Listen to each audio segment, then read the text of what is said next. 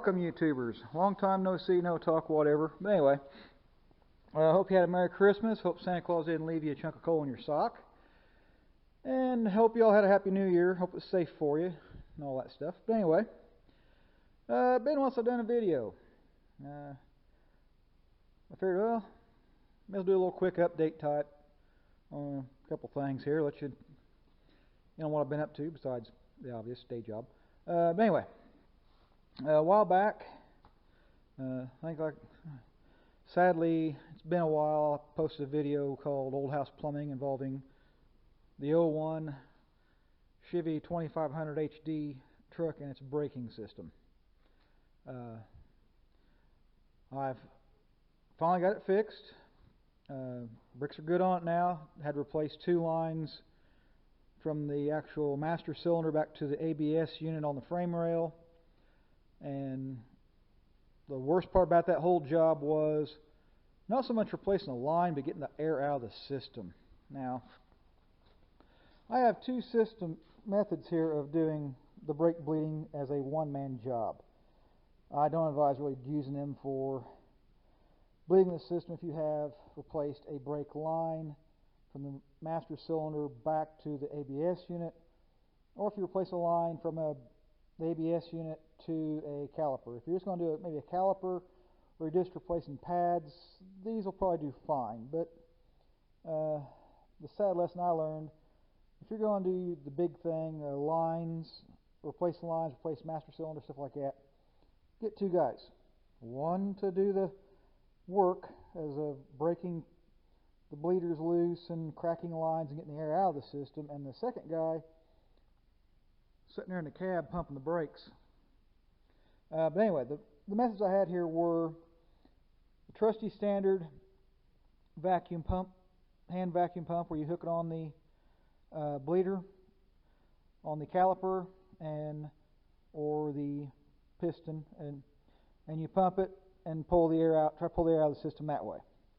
The second method, which I thought would have been better and kind of neat, is this pump system, where you actually take this and put it in a bottle of brake fluid, hook it to this pump deal, and hook this pump deal to your bleeder, and you run the fluid through the other way. You go from pump the fluid from the, in this case, say that back left rear wheel, it pumps through the system out to your master cylinder into the reservoir.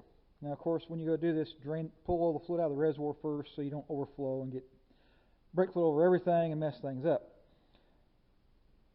That being said, that worked great. It actually, they both worked well. As far as getting fluid to move from point A to point B. My problem was, somehow or another, I got air still locked in the system. I was having trouble getting out by myself. And I finally got some help. Second guy was breaking bleeders loose, lines loose, while I was pumping the brakes. Now we're all better. Brakes are good on the truck. We should be good to go. I think as one of our fellow posters had mentioned a while back when I was talking about the brakes, he'd pump and pray, and I believe that was Soybean Farmer. There's your plug for that guy. Good guy to watch. But yeah, so this should be good to go now. Yeah, it's dirty. I need to wash it off and drive it around some.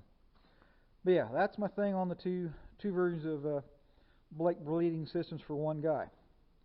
The next thing for this video, I have acquired another project. You know, I hate to be without a trailer for the odd things, haul the mower, haul the 4-wheeler, haul the UTV Gator in this case, haul them around, or just whatever. Now, it ain't big enough to haul my toy tractor, but it's big enough for the other stuff. But I've acquired this trailer here, but it needs some work. It is about 6 foot wide, about 12 foot long. Nice older trailer. I like it. I have used it to do some work. Haul a thing or two around on it. Pulls really well, and it's a tilt trailer. Now, Of course, the guy that owned it, he done some modifications. He actually done away with the old wood floor. He put this great extruded metal on there. Of course, he had a mower shop, and this worked out real good because he could just hook in these holes and tie down his lawnmowers and stuff he was hauling around from the customer to the shop, from the shop back to the customer. And he also fixed it up to where you could just turn this T and undo the bed from the frame, and it could tilt. Of course, I've got it locked solid right now, but I'll work on that later. It's another thing. And so that's part of the good things. Things I have to do on it is he's got this hand winch on it. It's old, gears a little worn on it. This has been bent. I have another hand winch I want to put on it. It's a strap type. So I already got that. I've had it for years. So I'll put that on here. Replace this. Another thing I got to do is the hitch itself. The hitch itself, there's this part here that comes up and latches against the back of the ball. There's a piece of metal, I think, underneath here because they left it sit on the ground that has come up. It's rotted off. It's missing. It's gone. So the bad thing is, if this gets a good bounce, this may move back or come loose from the ball, and this comes off. We've got an accident. I don't want to do that. So what I've done is spend the $20 at the local farm home supply store, and I've bought a new hitch for it. That's a weld on, so that means I have to take some time out, grind these welds here and here off, and get the old stick welder out, weld a new hitch on it. The other problem, no jack. That drives me nuts. I gotta have a jack on a trailer. So I spent another $20 at the same store. I got a jack for it.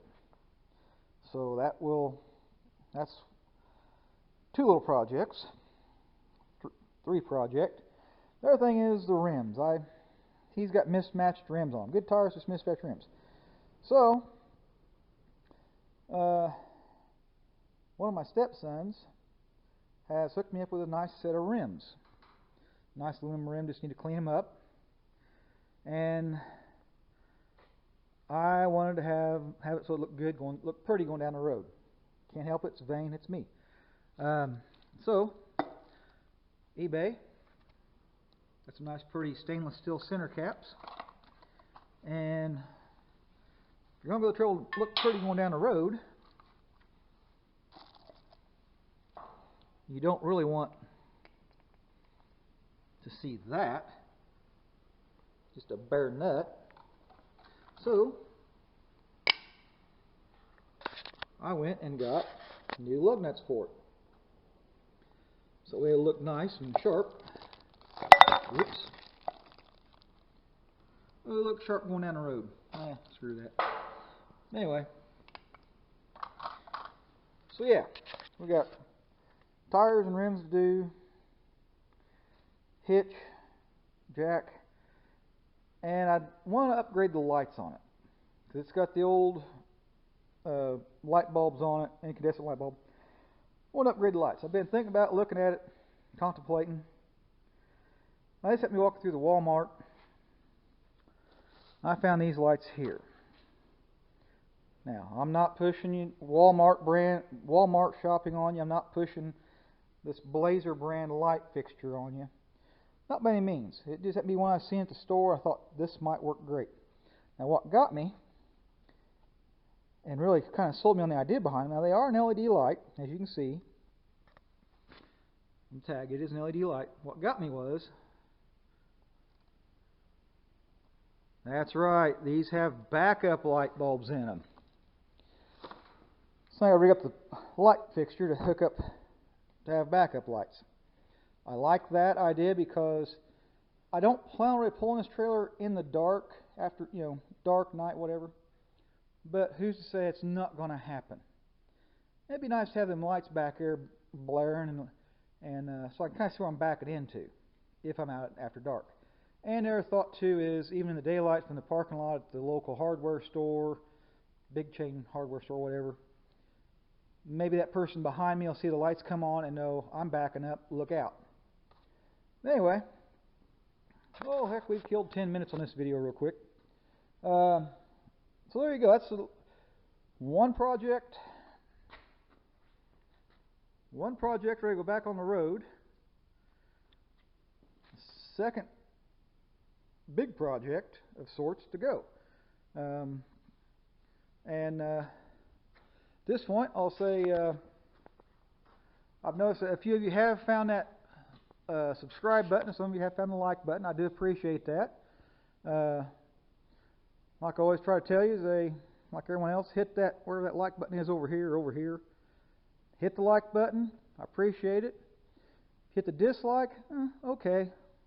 I understand. I'm not always the best one to do videos and all that stuff. I'm not not growing like the other channels. I don't post on a schedule. I post whenever this would be a neat project for you guys to watch, kind of deal. And projects are few and far between and stuff. And I want to post stuff that you might halfway be interested in. But anyway, yeah. Hit that like button if you like it. I'll take the hit. Hit the dislike if you don't like it. I'm big man. I can take it. Hit that subscribe button over here or over here, wherever it is on the screen. I appreciate when you guys hit the subscribe button and all that. Now, I do like interacting with you. And at that point there, I think I'm just going to stop on my head. I'm just jabbering now. But as always, take care. And as my tagline seems to be when I sign off from comment to you guys, stay safe.